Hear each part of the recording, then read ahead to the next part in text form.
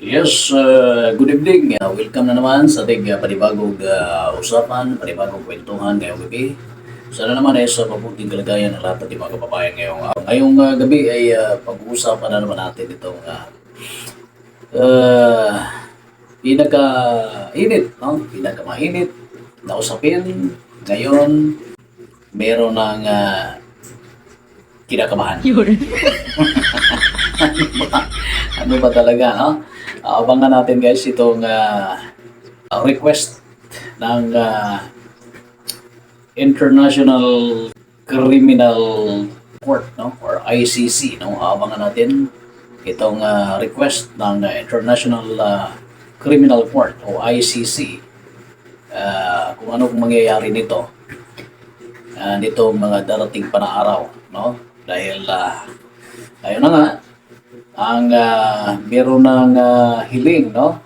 Meron ng request ang ICC para makapanayam itong limang suspect, no, na inimbestigahan ng war on drugs during the administration of former President Duterte.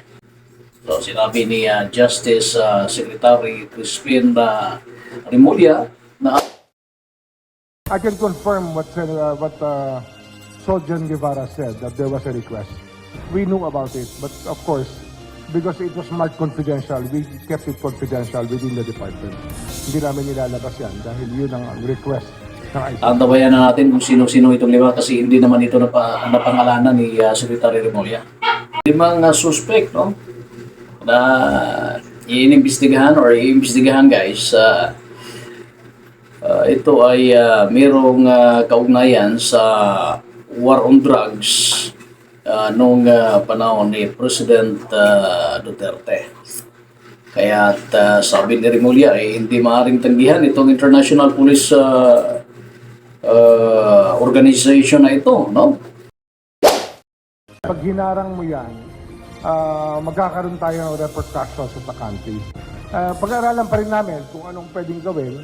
We study the possibilities of the implications of dealing with the Interpol on this matter, but we are not in the business of blocking the Interpol's job.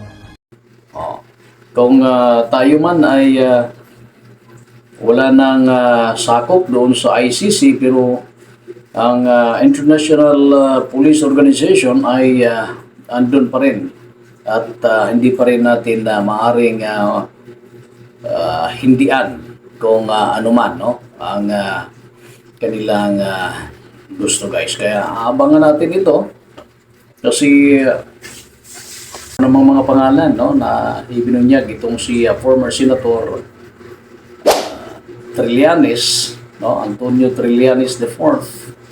Samantalang dito sa kay Justice Secretary Remulla hindi na nangalan yung lima. Abangan na lang natin. Alam naman natin na meron ng paunang komento si Senator Bato de la Rosa na kung saan ay isa sa kalyado ni siyang chief PNP noon, di ba? Panahon ni former President Duterte. At ito nga, yung investigation na talaga namang sila lang ang nakakaalam kung i-recognize ba nila, tatanggapin ba nila ang invitation na ito at bigyan ng linaw, makipag-cooperate ba sila o kung ano, sakali darating dito sa Pilipinas ang International Police Organization. Tingnan natin, ha? Mukhang mga yat-yat na si Senator Bato de la Rosa dito. Yun. Mukhang may yat na. Ano ba yun? Mukhang may pagtataksel sa kanya. I feel betrayed. I feel betrayed pag gano'n ang nagiging pulisya ng ating gobyerno.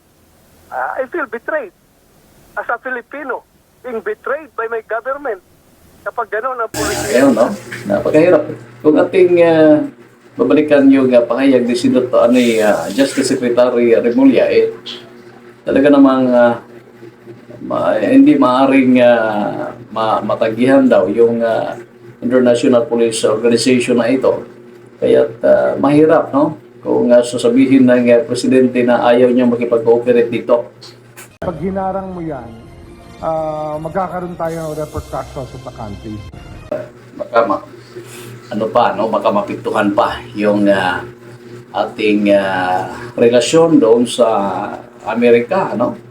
Alam naman natin na ang Amerika, guys, ay napakaseryoso sa pagtulong ng Pilipinas. Di ba? Kaya iwan ko lang kung haharapin ba ito nila. Hindi kaya ito magtatago kung sakali itong 5 na ito. Kung sino ang mga ito. Hindi kaya ito lilipat ng China o kung saan man. Sana naman, no? Maging maayos ang investigasyon na ito. Sana ay maging maayos ang resulta nito pagdating ng International Police Organization dito sa Pilipinas. Ukol dito, guys. Hanggang sa muli, guys, ating pag-uusap sa mga di pa nakapag-subscribe, please subscribe naman po sa ating channel at huwag niyo kalimutan i-click yung ating notification bell para mag-update din po tayo sa ating susunod na video. Good luck and good evening, everyone.